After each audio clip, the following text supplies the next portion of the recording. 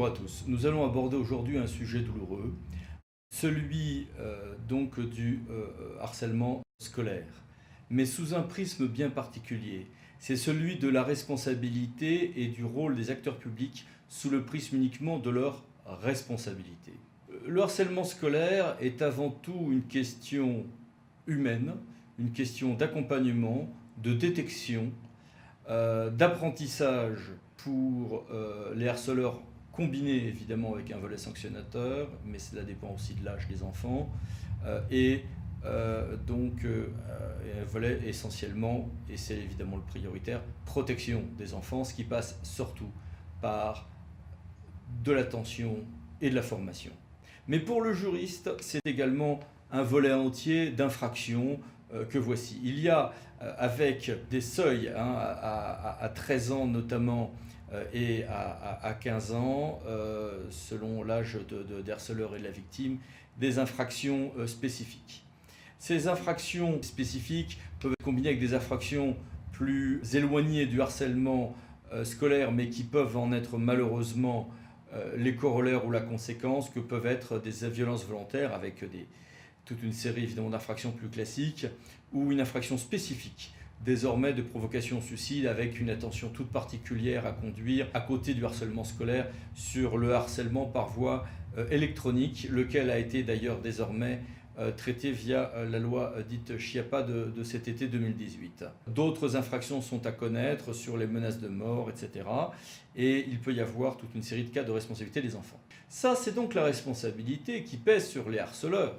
Le monde de la vie scolaire, c'est-à-dire à la fois le monde éducatif, qui en général n'est pas composé de harceleurs, sauf cas rarissime, mais il y en a eu, ou de la collectivité publique, la commune, qui intervient parce qu'elle va détecter au stade par exemple du périscolaire des difficultés, ou au stade de son action sociale, et elle a une responsabilité particulière en tant que membre de la communauté éducative, en sus de ses responsabilités classiques qu'elle a en matière de bâtiments scolaires et autres. Tous ces acteurs de la vie scolaire vont se retrouver mobilisés et à ce titre devront connaître ces infractions que donc je vous reprends ici. J'ai repris d'ailleurs des formulations qui viennent de sites de services publics, tout simplement parce qu'ils étaient les mieux faits. Mais quid, et c'est l'objet de cette intervention vidéo, quid de la responsabilité des acteurs de la vie scolaire eux-mêmes, autres que les enfants ou éventuellement leurs parents? Eh bien sur ça, il faut appliquer les règles classiques que nous connaissons en pénal. D'abord, il faut distinguer qui indemnise, et la plupart des affaires de harcèlement scolaire ont conduit à des affaires indemnitaires, à des contentieux militaires, beaucoup plus qu'à du pénal pour ce qui est des acteurs de la vie scolaire, puisqu'on a rarement des représentants de la mairie ou de l'éducation nationale qui sont eux-mêmes des harceleurs à ce titre. Et donc, retenons une idée simple, indemniser la victime, ça sera l'affaire essentiellement des mineurs ou, si les mineurs sont jeunes, de leurs parents. Ça sera en revanche, pour ce qui est des fautes éventuellement commises au niveau de l'éducation nationale ou de la mairie ou des associations ou des structures qui s'occupent de périscolaire par exemple, ça sera essentiellement une question qui relèvera non plus des personnes physiques, mais des personnes morales. L'indemnisation ne sera, sauf cas d'infraction volontaire, et encore avec quelques bémols, la question se relèvera de la personne morale, que seront l'éducation nationale, la commune, l'association ou l'entreprise qui s'occupe de péri par exemple. Maintenant, zoomons sur la question du pénal. Sur le pénal, d'abord, première chose, très souvent les gens se trompent quand il s'agit d'aider en confondant une main courante, on a dit quelque chose à la police, on a dit quelque chose à la gendarmerie, et ce qui est une vraie plainte. Ou, autre erreur, on commet parfois l'erreur de faire des plaintes avec constitution de partie civile, alors qu'aujourd'hui, il faut presque toujours attendre un certain délai avant de pouvoir passer à une plainte avec constitution de partie civile. Autre erreur, on voit un certain nombre d'acteurs qui vont directement faire de la comparution immédiate, ce qu'on appelait avant les flagrants délits, alors que l'affaire est trop complexe, nécessite d'écouter les victimes, nécessite d'entendre les personnes soupçonnées d'avoir commis ces harcèlements avant de faire quoi que ce soit au pénal. Et donc, les comparutions immédiates ne seront que rarement adaptées. Et puis, il y a une fausse évidence, c'est qu'il faut être du bon côté au début des enquêtes.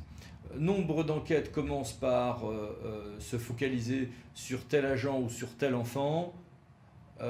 Il est bon que les acteurs de la vie scolaire éventuellement déposent plainte contre X pour être certains de faire partie de la réflexion et montrer qu'elles s'estiment victimes en ce domaine.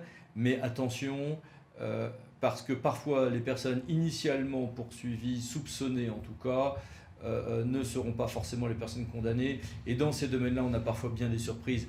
Donc attention, avant de crier avec les loups, attendons de savoir ce qu'il en sera réellement. Il n'en demeure pas moins qu'il y a obligation de dénoncer les infractions dont on a connaissance, c'est l'article 85 du Code de procédure pénale, entre autres, sur les règles de constitution de partie civile, à combiner donc avec l'obligation de dénoncer de l'article 40 du Code de procédure pénale, bien sûr. Que se passe-t-il si un agent, en revanche, se trouve poursuivi ou victime dans ce domaine? Mais s'agissant de harcèlement scolaire, en général, nous avons des victimes qui sont des enfants. Eh bien, s'appliquera pour les fonctionnaires, mais aussi les non-fonctionnaires et les élus, la protection fonctionnelle ou la garantie du fonctionnaire, qui fera que, sauf infraction clairement volontaire, le principe même de la présomption d'innocence conduira à ce que les frais d'avocat soient pris en charge par la collectivité ou son assureur. Néanmoins, il est très utile d'avoir une assurance personnelle, ne serait-ce que pour ne pas engager de bras de fer avec son employeur si on a des difficultés. Que se passe-t-il si une personne de la communauté éducative ou paraéducative se retrouve poursuivie au pénal? Eh bien, le juge, pour des infractions volontaires, va sanctionner les personnes en fonction de la grille d'infraction qu'on a vue tout à l'heure. Mais ça n'arrive quasiment jamais. Ce qui arrive en revanche, et de plus en plus souvent, c'est que l'on a des enquêtes préliminaires pour éventuellement une non-assistance à personne en danger ou infractions proches, qui sont des infractions qui en général glisseront vers un terrain involontaire, d'infraction involontaire. La non-assistance à personne en danger n'est pas en soi une infraction involontaire, mais on glissera en général vers des homicides ou blessures involontaires où une analyse de la négligence ou de l'imprudence est donc involontaire de cette infraction. Et là, que se passe-t-il? Eh bien, on va appliquer la grille de la loi Fauchon du 10 juillet 2000. Est-ce qu'on a la cause directe du préjudice? Et auquel cas, on sera sanctionné, sauf cas extrêmement particulier, sauf à ce qu'on justifie qu'on n'avait pas le choix que d'agir autrement, ce qui en matière de harcèlement scolaire n'arrivera jamais. Ce qu'il se passe aujourd'hui comme difficulté, c'est la non-détection ou une réponse inadaptée de la part du corps enseignant ou des ATSEM ou des gens qui font du périscolaire ou autres, et qui sont parfois effectivement des absences de vigilance ou de subtilité dans la réponse apportée. Mais que faire à ce moment-là? Eh bien, on sera rarement la cause directe du préjudice. Est-ce que, deuxième question va se poser le juge, est-ce qu'on a violé une règle identifiée de sécurité dont la violation peut entraîner un risque grave et immédiat pour autrui? Et là, nous sommes dans un domaine où, contrairement à ce qui se passe pour des dégâts matériels, il n'y a pas de normes identifiées à respecter. Donc, la personne sera condamnée si le juge estime qu'elle a commis une faute caractérisée. Cela veut dire qu'au stade de l'identification des problèmes et de leur traitement, il n'y aura condamnation pénale de ceux qui ont été imprudents ou négligents dans la communauté éducative ou paraéducative, encore une fois, corps enseignant, etc., que si il y a eu une faute caractérisée, une grosse bêtise, une immense plantade. Mais une fois qu'un enfant a souffert énormément, voire s'est suicidé ou autre, des fautes bénignes peuvent apparaître après coup comme étant des fautes caractérisées au sens de cette loi. Donc attention quand même. Attention quand même. Donc il faut une analyse permanente et il faut avoir agi et montrer que l'on a été vigilant pour ne pas dire que l'on a commis une faute caractérisée.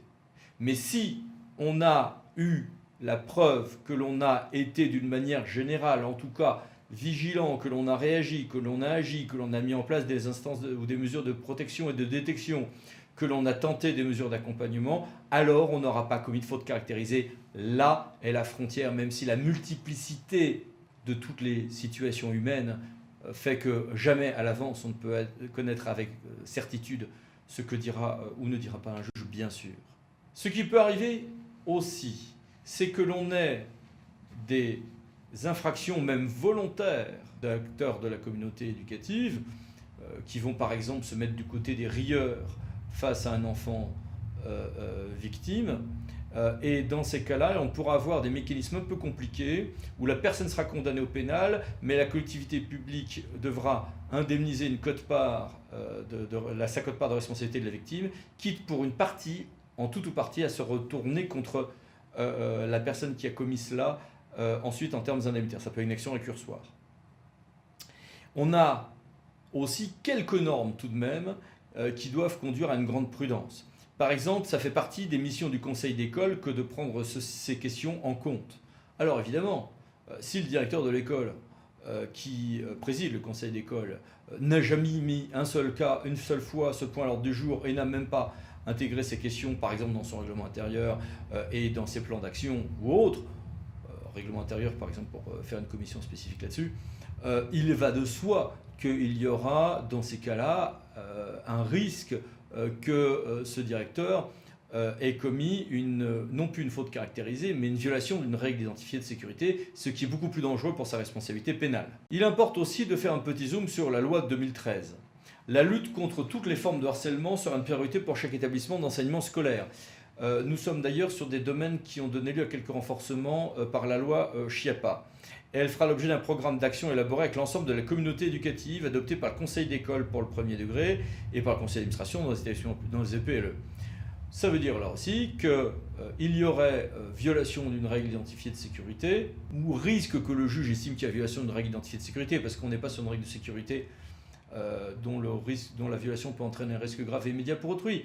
Mais les acteurs du monde scolaire qui n'auraient pas travaillé sur ces questions de mise en place de ce programme d'action, évidemment, se retrouveraient demain en mauvaise situation si on avait une victime, et il y a des cas qui sont tout à fait déchirants. Le tribunal administratif de Rouen, d'ailleurs, a pu estimer, en termes indemnitaires, mais le même raisonnement aurait pu arriver au pénal, que la collectivité pouvait, en l'occurrence l'État, la collectivité publique, en l'occurrence l'État, pouvait avoir une responsabilité indemnitaire en l'absence de ce genre de procédure de concertation.